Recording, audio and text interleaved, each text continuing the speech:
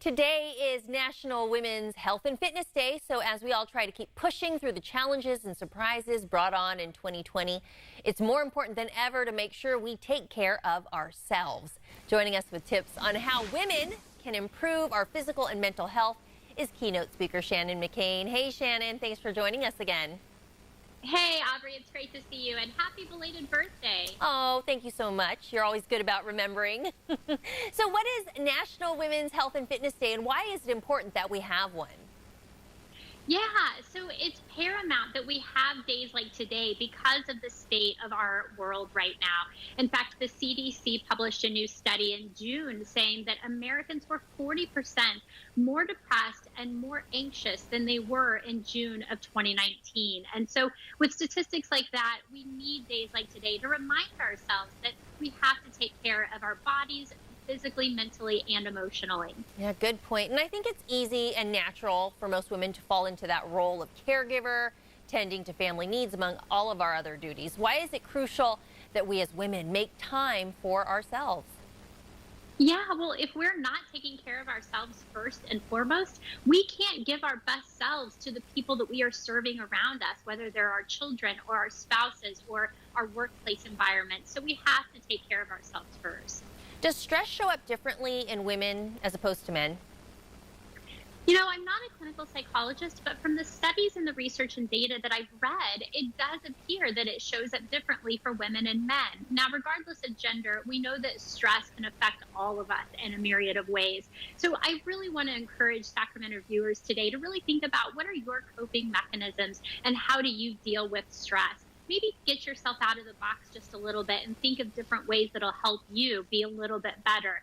Getting a journal, getting a gratitude writing every single morning, thinking backwards, 5, 4, 3, 2, 1.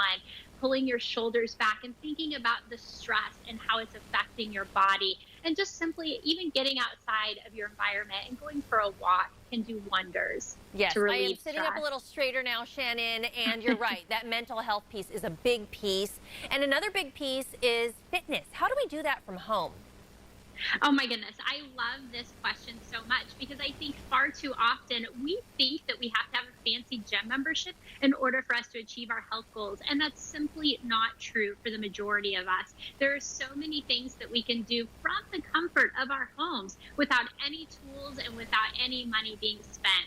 I gave you some activities that maybe you can see on the screen that you can just do some really simple arm dips on your coffee table or on the back of a chair. You can easily do sit-ups and push-ups without needing any equipment whatsoever. One of my all-time favorites are calf raises. You just simply stand on your feet and elevate to your calf. And then if you do want to purchase some really simple, inexpensive things to add to your everyday workout, I love it. Just adding and incorporating in little ankle weights, either 2 pounds, 5 pounds, whatever your comfort level is, and I'll put them on my wrists or I'll put them on my ankles. Just a little bit of extra weight. Yeah, just to increase and elevate a little bit. One of the things that I love to do is I want to make it fun for myself. I get bored just doing sit-ups and push-ups. So I always try to text my girlfriends and say, we're doing a jumping jack challenge this week. I'll throw in my favorite song and I will try to see as many jumping jacks as I can do during that song. And then I'll challenge them to do the same. So just trying to spice it up a little bit. And then when it comes to the nutrition and the food part, that plays a role too, right? Wow. If you read the research from data scientists and researchers, it almost is that food plays a bigger role for our bodies than just getting up and moving every day. In fact, according to the National Academies of Science, Engineering, and Medicine, they say that women need a minimum of 91 ounces of water every single day. Oh, wow. So as an example, this tumbler has 20 ounces in it. So I would need at least 4 of these every single day to consume the amount of water that I need. Now, that may seem cumbersome. However, we also know that there's other benefits as well, including making our skin look a little bit better. I need a big jug, Shannon, because I've got to drink more water. I know it. Well, I want to thank you for coming on and sharing these tips with us. You can hear more from Shannon at our website, shannonmccain.com.